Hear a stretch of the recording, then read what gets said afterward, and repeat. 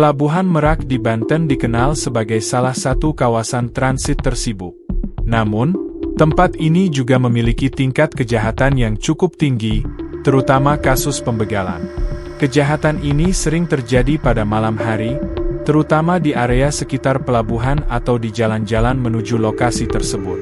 Para pelaku biasanya menargetkan pengendara sepeda motor, truk, atau mobil pribadi dengan menggunakan kekerasan untuk merampas barang berharga atau kendaraan korban. Meskipun ada patroli keamanan, kejadian-kejadian seperti ini masih sering dilaporkan, sehingga para pengguna jalan diimbau untuk selalu waspada, terutama saat melintas di waktu-waktu rawan. Salah satu korban keganasan para begal adalah Arman, seorang sopir truk berusia 27 tahun.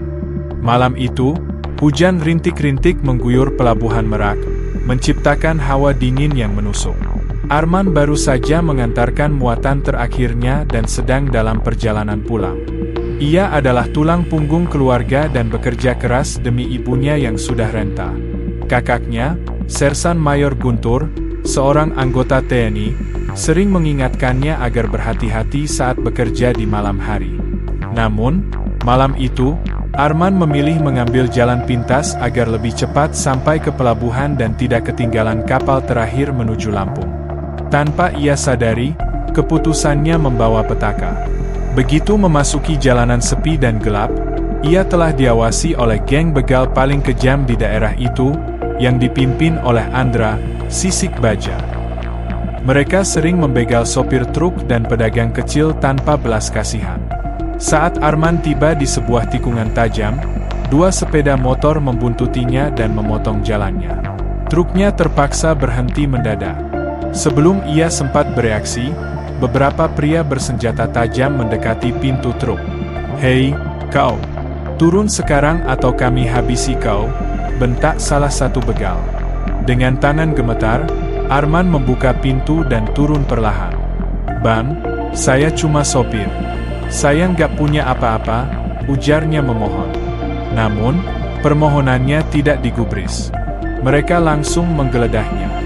"Berani-beraninya kau lewat sini tanpa membawa sesuatu," bentak Andra sambil menghantam kepala Arman dengan gagang golok. Arman terjatuh, darah mengalir dari pelipisnya. Meski terluka, ia mencoba bangkit dan melawan, tetapi jumlah mereka terlalu banyak. Mereka menghajarnya tanpa ampun hingga akhirnya, di tengah derasnya hujan, nyawa Arman direnggut secara keji. Keesokan paginya, jenazah Arman ditemukan oleh seorang sopir truk lain. Wajahnya penuh luka, tubuhnya kaku, dan darah telah mengering di sekitarnya. Polisi segera datang ke lokasi kejadian. Kabar kematian Arman sampai ke telinga Sersan Mayor Guntur yang sedang bertugas di Surabaya. Dunia seolah runtuh bagi Guntur. Ibunya menangis tiada henti, tak percaya anak bungsunya telah tiada. Dengan hati penuh amarah, Guntur bersumpah, "Bu, kau boleh menangis, tapi aku bersumpah akan mencari orang-orang yang sudah membunuh Arman." Sebagai seorang prajurit, Guntur tahu bahwa hukum tidak selalu bisa menangkap pelaku kejahatan seperti ini. Apalagi, geng Andra, Sisik Baja, dikenal licin dan memiliki jaringan kuat. Guntur sadar ia tak bisa melawan mereka sendirian. Ia pun menghubungi dua sahabat lamanya, Sertu Bagas dan Praka Jaya, yang juga anggota TNI. Bagas adalah ahli strategi, sedangkan Jaya seorang penembak jitu. "Aku butuh bantuan kalian," kata Guntur saat bertemu mereka. Tanpa ragu, Bagas dan Jaya setuju. Mereka tahu arti persaudaraan dan merasa kematian Arman adalah penghinaan yang tak bisa dibiarkan. Selama 2 minggu, mereka menyusun rencana. Guntur menyamar sebagai sopir truk dan mengumpulkan informasi dari sesama sopir serta pedagang kecil. Akhirnya, mereka menemukan markas geng Andra, yang tersembunyi di dalam hutan. Tempat itu digunakan untuk menyimpan hasil rampokan dan merencanakan aksi kejahatan mereka. Malam itu, hujan kembali mengguyur pelabuhan Merak. Dengan perlengkapan militer yang mereka bawa secara diam-diam, Guntur, Bagas, dan Jaya menyusup ke markas musuh. Di luar, Ada 4 penjaga yang sedang merokok sambil menenggak minuman keras. Dengan isyarat tangan, Guntur memberi tanda kepada Jaya. Sekejap, 4 tembakan senyap melumpuhkan mereka tanpa suara.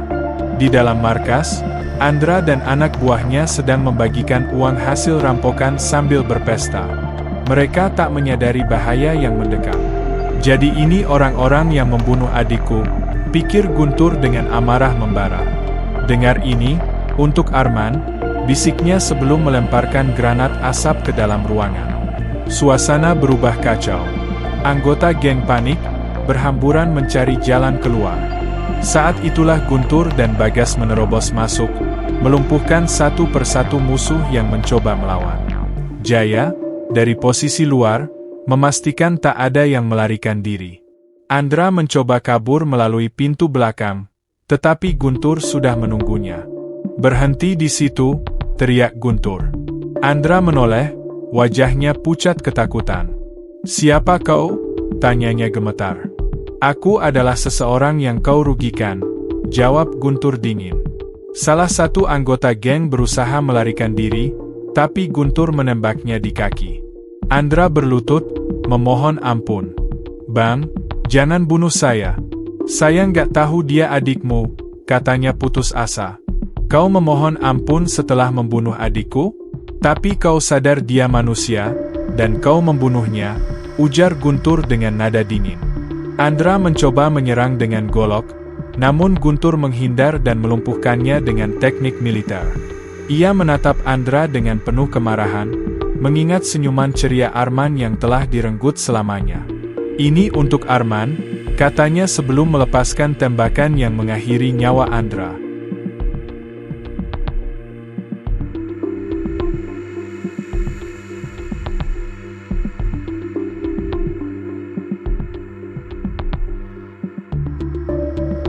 Setelah memastikan semua anggota geng dilumpuhkan, Guntur dan timnya meninggalkan lokasi.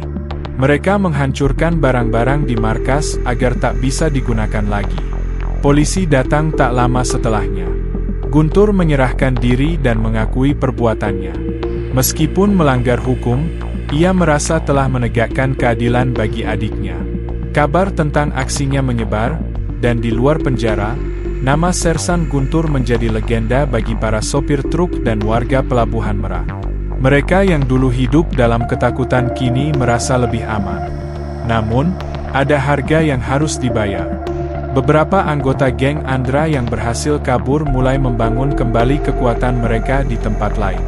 3 bulan kemudian, desas-desus mulai terdengar bahwa sisa geng Andra, Sisik Baja, sedang merencanakan sesuatu yang kini dipimpin oleh adik Andra, Tony CS, mulai beroperasi kembali di kawasan Banten.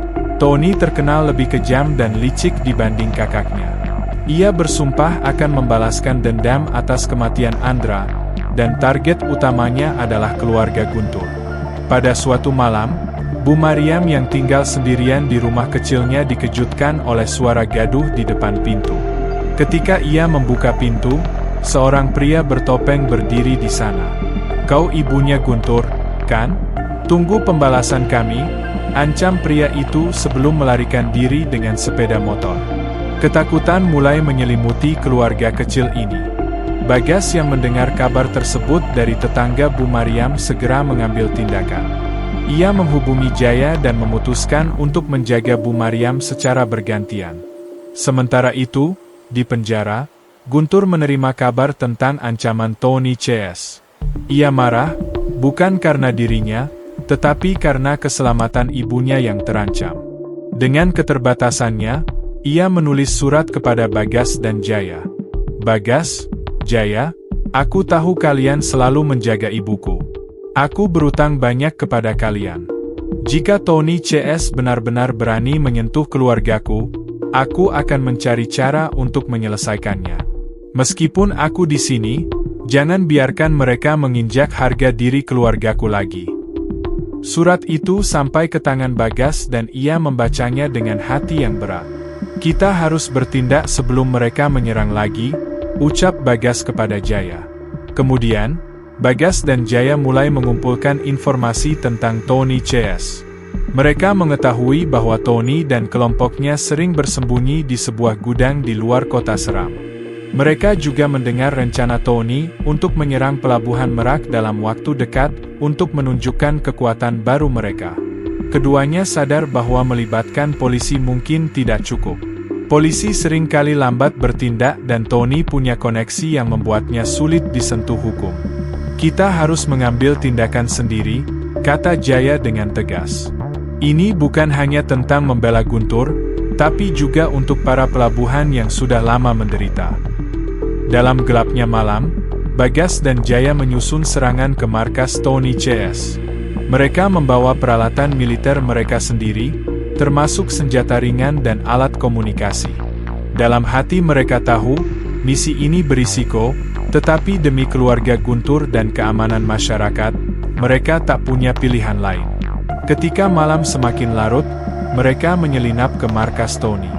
Bagas memastikan area sekitar aman, sementara Jaya mengambil posisi sebagai penembak jitu di luar gudang. Saat fajar mulai menyingsing, Bagas memulai serangannya dengan menembakkan granat asap ke dalam gudang. Anggota geng Tony yang sedang lengah terkejut dan berlarian panik. Jaya, dengan keahlian menembaknya, melumpuhkan beberapa orang yang mencoba melarikan diri. Sementara itu, Bagas masuk ke dalam gudang dan menghadapi Tony secara langsung. "Tony, ini sudah cukup. Serahkan dirimu," teriak Bagas. Namun, Tony hanya tertawa sinis. "Kalian pikir aku akan menyerah begitu saja? Aku akan pastikan keluarga Guntur habis seperti kakakku." Pertarungan sengit pun terjadi. Tony yang membawa pisau mencoba menyerang Bagas, tetapi dengan teknik bela diri militernya, Bagas berhasil melumpuhkannya.